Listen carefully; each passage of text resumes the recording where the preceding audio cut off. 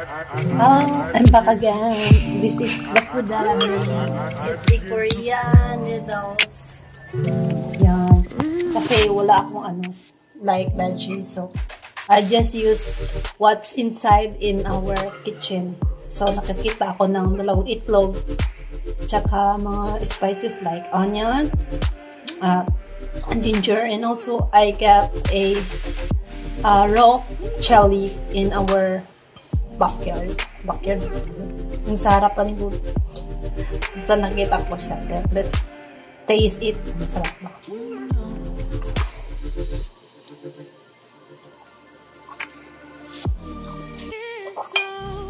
Masarap naman siya. Kaso, mas masarap yung kung mayroong mga gulay pala yung lasa nanunuot.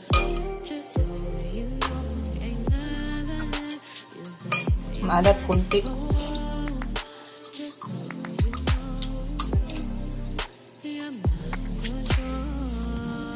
Masarap to pag may kanin.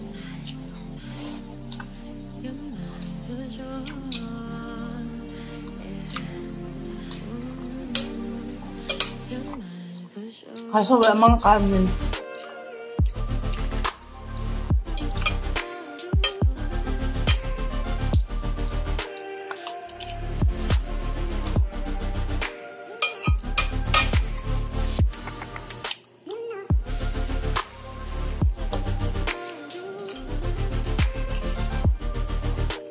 Yung noodles ng mga Korean ba, iba talaga. Tingnan nyo, lalaki.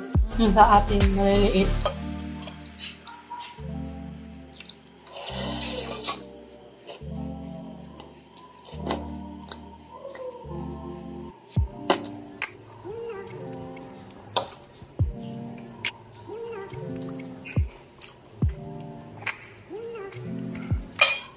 Wala akong kimchi. So, ang ginamit ko, tomato sauce and ketchup. So, let's first talk about what is this then.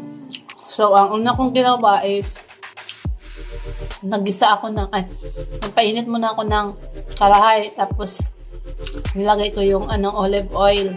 Kunti lang, mga 1 tablespoon. Tapos, nilagay ko yung mga sibuyas, garlic, saka ginger. Gisa-gisa ko muna. Tapos, nilagay ko yung sili na hinog. Hindi ko siya pinisa kasi manghang.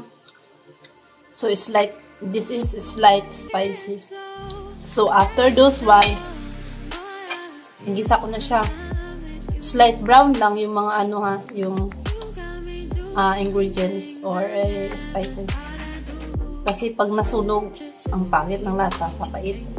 So, after those one, I put 1 cup of water. Then, I put a tomato sauce and ketchup. So, pinakuluan ko lang siya ng like 3 minutes. And, naglagay ako ng asin at saka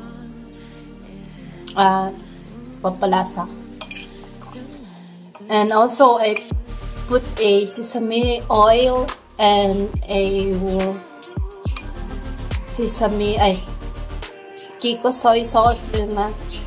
Mga dalawang ganun lang dalawang ganun.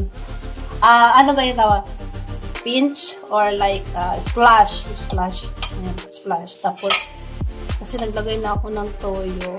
Mga 1 tablespoon. Dapat ang nilagay ko ng mga 1/4 lang kasi naglagay pa ko ng asin. Maalat na masyado. Nag-experiment kasi ako. But anyway, makain naman ito. Hindi naman siya masyadong maalat.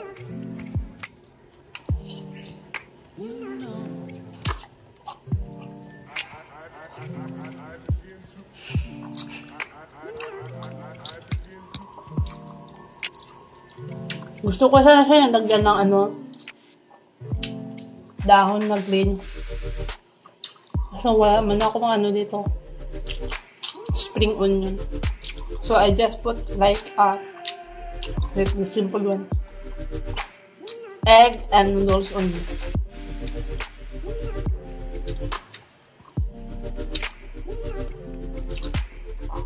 Pero in fairness, masarap yung mga noodles ng Korean.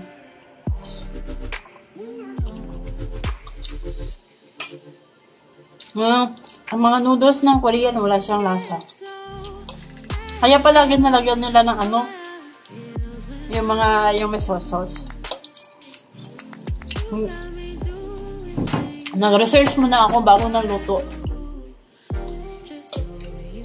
Kasi ano bang alternate na gagamitin para sa noodles? Kasi wala naman ako mga gulay. So, nakita ko, may egg. Yung ganun.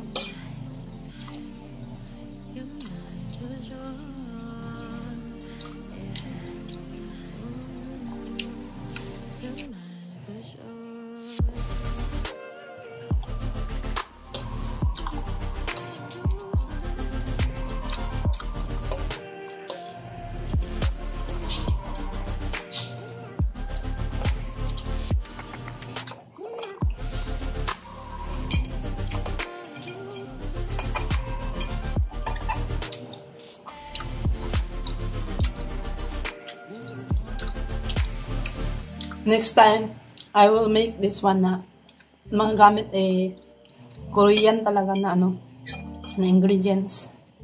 Para maano natin, ma-identify natin what is the Filipino taste and Korean taste of noodles by using like this. Next time, when I'm going to make a video about this one. Na-excite ako pag mga food yung pag mga food yung topic. Kasi sige lang ako lamon, hindi naman tumatapa.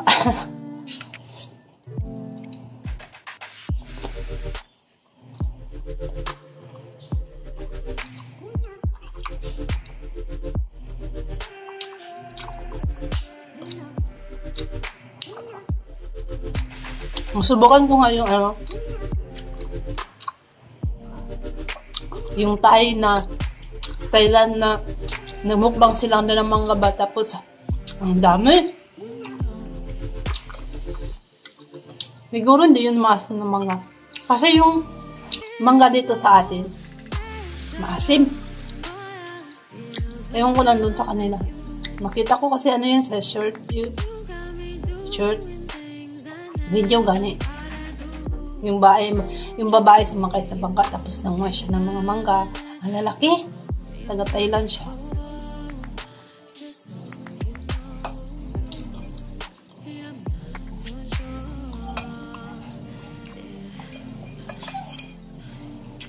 Tapos, nagkain siya ng ang dami.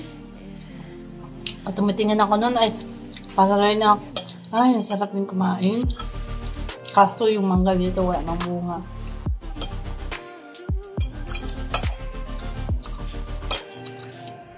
Ano naman kasi yung mangga namin dito, ang liliit, manggang kabayo. Ang asim.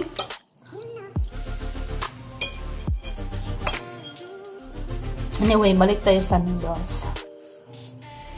Laki na noodles ng mga Korean. You know what guys? The Korean food, it's yummy. Kasi one time, nung napunta kami sa bazaar, tapos, na-curious kami ng kasama ko ba? Yung little sister ko here in the house, sabi ko, bili nga tayo niyan. Kasi wala ko nung pera. Napalibre lang ako sa kanya. Bili lang nung ganito, rice cake. And, I don't know what's called the other one. Pero ang sarap niya, I think so, it's yung glucose rice, gani gagamit nila. Tapos, ginawang ganun. Next time, I'm gonna show it.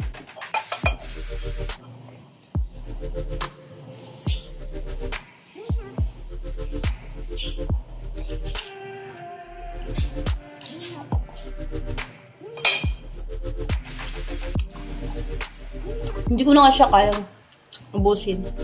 Kasi, parang gusto kong kumain ng rice ng ganito. Parang ulam siya. Pilipino nga. Kasi, hindi mawawala ang rice. Anyway, thank you for watching my videos. Hope you like it. Next time, I'm gonna cook another food to have here in YouTube. Bye-bye! See you next time!